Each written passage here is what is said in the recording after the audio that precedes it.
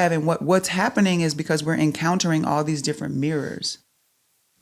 When somebody reflects something back to us about who we are that we like, that feels good, we then try to associate that experience with that person. Yeah. Right? Oh, shit. So that becomes, oh my God, I'm in love with you. Yeah. Because this feeling I'm having right now that is facilitated by your presence in my life, this feeling that I'm having right now that is facilitated by your presence in my life, I'm now trying to make you the owner of that. So now I feel like I'm in love with you. I feel like I'm in love with you because something about how you show up allows me to access love inside of myself. And because you're the first person who did it like this, I think I'm in love with you. But I'm in love with the way you make me feel. And so what happens is now once I make that attached to you, that's when the story, whatever story I hold about what it means to be in love, that's when it clicks on. Now I'm trying to perform what I think I need, you need me to be for you. And now I'm trying to make you keep doing that thing to make me feel like love. Now we're in it. Now we're doing now that we're here, all the story. Instead of just being like, wow, thank you. That was dope. For showing up like that and allowing me to access love inside of myself in a new way that I haven't yet experienced.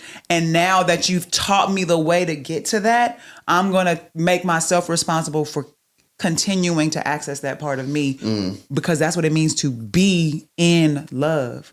When you say I am in love, what it means is I am existing in the space, in the vibration, in the energy of love right now. I am in love. So when I say I am in love with you, what I'm saying is this experience that I'm having, I am calling it love and you're present here with me in that.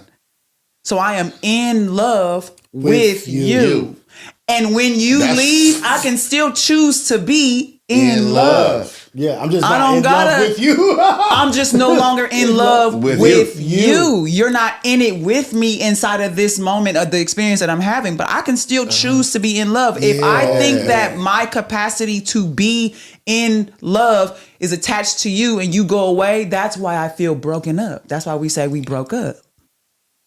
Dang, because when you go away, if I said you're my object of affection, my love, my ability, my capacity to access the love that is already mine, if I attach that to you and I make you responsible for it when you go away or you don't show up in the same ways, you don't move how you used to move that helped me feel that way that I felt. Now I'm looking at you and saying you tripping. Yeah, because you like wait, so you don't feel like that. You don't feel like I feel about that. That's why if you don't call for 2 days or whatever, you go away something. Somebody's so distraught because they're like, wait, how don't you feel like I feel? Because that means that my ability to feel this thing that I feel and I like so much is attached to you, and when you don't do it, it's your fault. And then that's shit. And that's why some people react in anger and violence. And they go crazy. Because they are so attached to that. Because I'm making you responsible for my ability to... I'm making you responsible for my ability to access the highest vibration there is, which is love. And I'm and I'm the owner of that. Yeah. I'm making you the key to that. I can't access that in me. So what do you mean it's not your fault? So what do you mean it's not your fault? Shit, that's dangerous. That's crazy. Like I'm not even trying to go. Because you're giving so much power to somebody, and then you start thinking about it like shit. Somebody else is about to have that with you. I don't want them to have. I need that over there with me. And then there's that. And you're giving power to somebody who never asked for that. Right. They never asked for that kind of power in your life. That's why he enjoyed phone like, well, who was Terrence? He's like, nigga, Terrence. What are we talking about? A fucking GI. Knock it completely off. Like what? So but what I'm saying is that attachment, because that person also started making stories up, creating these things, scenarios. Exactly. So the conversation that you and I were having that day, what I was naming is if we can stop. Because this is where we came from. I remember specifically, I was telling you I learned languages for fun, right? Like, it's like, and what I've understood about learning different languages is that most other languages. That's what you're talking about. Yeah, you're right. I remember. A lot of other languages are highly nuanced. Okay. So one example that I always use is easy accessible. If I'm speaking English, I'm like, turn left. I just left. oh no, I left that over there. LEFT, all situations. Right. Yeah. The context of the situation helps you understand what left meant. Right. In French, for instance, all those lefts are a different word. By themselves, without the context of the sentence and situation, it's a different word every time. Okay. Greek, there's several words for love. 5 are very common. They speak to brotherly love, the love between a parent and a child, the love between friends, the love between you and your lover, your romantic partner, the love between you and God or your spiritual guide. And each of those words is different. Dang. It's eros love. It's all these different love, agape love, right? We hear about this in the Bible. That's the love between us and God. That's a Greek word Right. for that specific relationship. Yeah. Where we experience that type of love. In English, if I say I love you, I love you. If I say, oh, I love your shoes. Oh, I love pizza. It's all one word. Right. One word. Yeah. So we don't 3 different have, things. in English, we don't have access to the language that helps us identify the nuance of our experience. So when I have that experience with you and you unlock that inside of me, all I know how to say is I love you. Yeah. And if this is now we're going back to the context of the social realm, if I say that, if you unlock something in me and I'm like, wow, and that feels like love, and that's the only language I have to describe that, and now you happen to be a dude that you're also kind of cute. Yeah. Now I think we got to go together. Right. And also, Now I think I got to try to make this into eros love. but you're also attached. You're Because also I attached don't know how to just appreciate your friendship. because in America you're attaching that love, the word love, to everything else you learned here about love. What it looks like in the movies. What it looks like in film. and so I now, got another so this question. is why I'm saying. So this is why I'm saying we had an experience. You unlocked something in me. I only have limited language to express what that is, the nuance of this feeling. And now with that limited language, I have limited understanding, and that understanding is informed by all these dominant narratives about what this is supposed to look like. And in the moment that you unlock the experience of love in me through some interaction that we have, and I started assigning that to it, all that other stuff floods in and it starts to change how I show up, which is often why people have great relationships up until their marriage, and then the wedding happens and something changes because enter the new story of what a wife is supposed to be, what a husband is supposed to be. And now you're changing the story because when we were just friends, just going together, all this was cool. And we was like, yeah, we should do this. And then we got married and no, you just turned the page. Now you're a wife. Pressures. And these things, now a wife has to do this. And you're like, I didn't, what, who? And then this is why people been together 15 years and they get married and annul it in 6 months.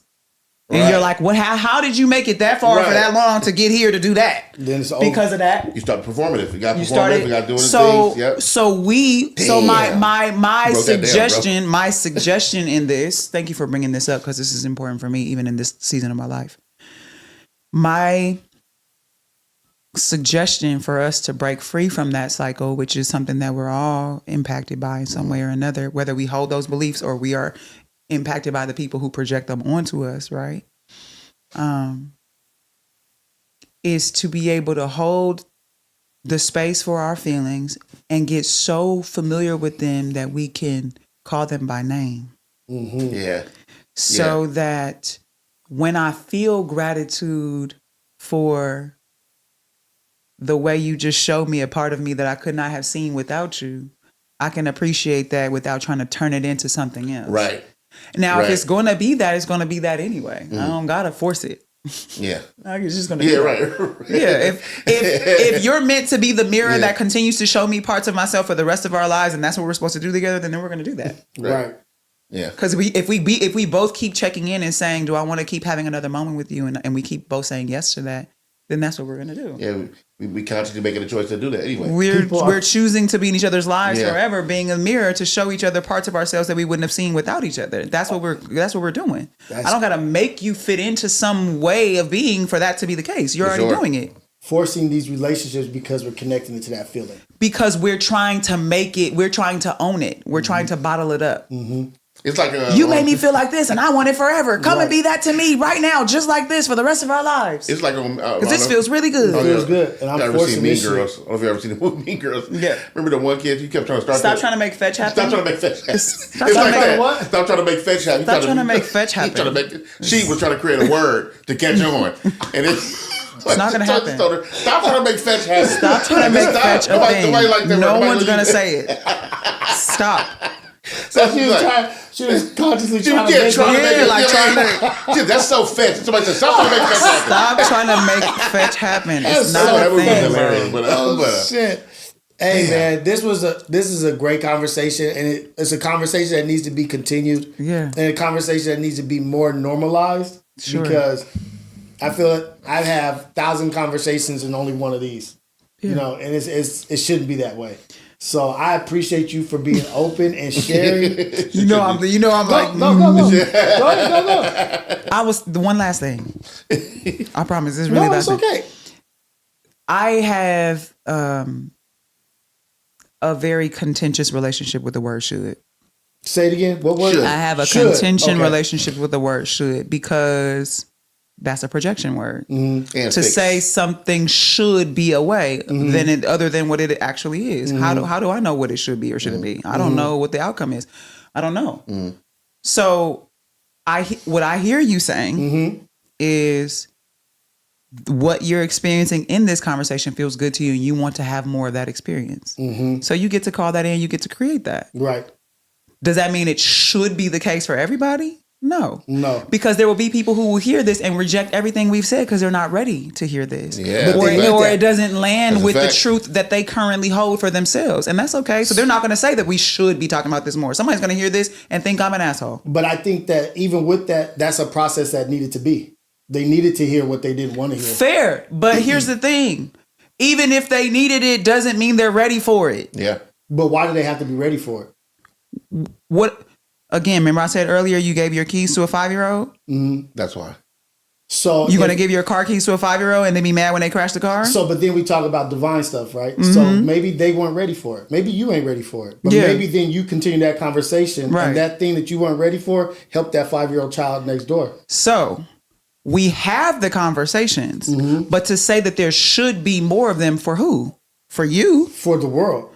For you. No, so okay, this is I get what you're saying, but this is where I disagree because there shouldn't be so much evil stuff on TV. Okay. And that's what I truly believe. Okay. I think there should be more beautiful, loving stuff on TV. Sure. That's what I think should happen. Why? Because I think if what is being projected, people start internalizing and turning it into their reality. So I think if there was more love, more positive images of Black people on TV, people would internalize that and perception becomes reality and people will be treated better. Now, I'm not saying this has to happen. But it won't happen if we don't create more spaces like this. I agree. And so, yeah. And so it's not like a demand, but if we don't do it, if we don't take ownership of the opposite of what's being sold. So I'm going to stand my ground 10 toes on this one. What you're saying is, I'm agreeing with and enjoying this experience, and there should be more of this. And the part that you're not saying that I'm hearing is, because that's what I want. Yes. Right? Which is not, I don't, to be fair, I don't disagree with you. No, I agree right? with you. The practice that I'm in is, can I hold my truth without projecting it onto others? Can I hold the truth that I believe that more of this would be good without saying then it should happen this way? So how should it be? Should. So how? What's the word then? So that's what I'm saying. I really enjoy this. I want to do this more often. So I'm owning that that's my experience. I want more of this. I want to create more of this, and I want to experience more of this. Just make it happen. And I'm owning that and just making it happen without projecting that it should happen because somebody else also needs to hear. I don't know what somebody else needs to hear. But I do agree that I create the conversation and we put it out there so that the person who should hear it does and should, because that's the journey they're on, not because I said they should. So when do you use should? When I'm clear about is only should only about you? Yeah. So you never use should in a term outside of what I do. Right, because if we're driving along and we're going the same way, several blocks. And then all of a sudden you make a left and I go straight. Am I going to say, no, he should have went straight? I don't know where you're going. I just know that for a long time, we was driving on the same road, going in the same direction. So when you do a thing that is apart from whatever journey I'm on, I don't get to assess that the thing you're doing is wrong. I don't know where you're going. In the sense that we don't know what's good for somebody, what's good for the goose is good for the gander. Or I don't, because now we have to understand that we're all playing different parts to the same picture. So I can't say what you should or should not do according to what I think is the end goal or end game for my own journey. What I'm saying you should do is about